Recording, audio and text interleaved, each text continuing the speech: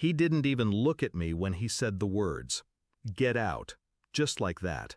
Years of marriage reduced to a command spat like I was an intruder in my own home. His son stood behind him, smirking. 17 years old, entitled, venomous. He had whispered poison into his father's ear for weeks. Lies about me. Lies so absurd I laughed at first. But my husband didn't. He believed him over me. That was the night I packed 2 bags and walked out, my dignity shredded but my silence intact. I met my husband 12 years ago, a widower, charming, stoic, broken in the way that draws women in. I thought I could heal him, give him back a family. His son was 8 back then, fragile, quiet. I held his hand at parent-teacher meetings, cooked him meals, soothed his nightmares. I loved him like my own. But grief is a strange inheritance. His son never forgave me for existing. As he grew older, that quiet turned sharp. A slammed door, a muttered insult, a sneer when his father wasn't looking. I thought it was teenage angst. I was wrong. It began small, claims that I favored myself over him, that I was stealing his father's time. Then larger, accusations of spending money, of using his father. Finally, the knife slipped in. He told his father I was unfaithful. No proof, just words, and my husband believed. No confrontation, no chance to defend myself, just his back as he told me to leave. I remember standing at the door that night, cold air biting my skin. My heart wanted to scream, to fight, to claw my way back into the life I built. But I didn't, because I realized something. If a man who vowed to love me could throw me away so easily, then he was never mine. The next 3 weeks were quiet. To him, it must have looked like exile, punishment. To me, it was clarity. My grief calcified into steel. I didn't cry. I planned. I pulled out the marriage documents, the joint accounts, the house deeds. Half of everything, legally mine. I spoke with my lawyer, calm, precise, efficient. Every account was combed, every signature checked. My husband had never imagined I'd fight. He thought he could discard me without consequence. That was his mistake. When he finally called, his voice carried false authority. "Have you reflected?"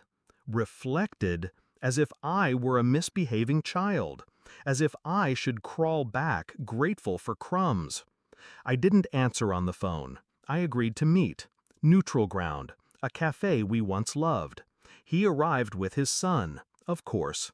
The boy leaned back in his chair, arrogant, eyes filled with triumph. He thought he had won. I set the papers down between us. Divorce, property division, bank account freezes. A request for half the business profits since marriage, profits that had doubled because of my strategies. My husband's face drained of color. "You can't be serious," he whispered. "I'm done begging to be believed," I said, my voice steady. His son laughed. "She's bluffing. She has nothing." I turned my gaze on him. Calm, cold. "Everything your father owns is tied to me. Every account, every house. Even this business you think you'll inherit one day, it's half mine. And soon, legally, it won't be his either." For the first time, the boy's smile faltered. The weeks that followed unfolded like chess. Every move of mine had been prepared. The lawyer filed. The judge approved temporary freezes. My husband tried to plead, to bargain. He said he loved me, that he had been misled. But it was too late. Love doesn't throw you into the street on a lie. The son raged, screamed in court hallways, called me a witch, a thief, a destroyer. But every outburst only made him look smaller. His father, the man I once loved, now had to watch as his empire cracked in half, because he had chosen his son's lies over my truth. The climax came on signing day. We sat across the long mahogany table, lawyers flanking us. Papers stacked, pens ready. He looked at me, eyes bloodshot. The son lurked behind, restless, pacing. "Please," my husband murmured, barely audible. I slid the pen across the page, ink sealing the end of us. Then I stood. The son snapped.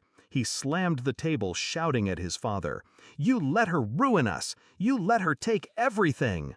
But his father didn't answer. He just sat there, broken, staring at the woman he underestimated. I walked out, heels echoing on the marble floor. Neither of them followed. Do I feel regret? No. Relief, perhaps. Power, definitely.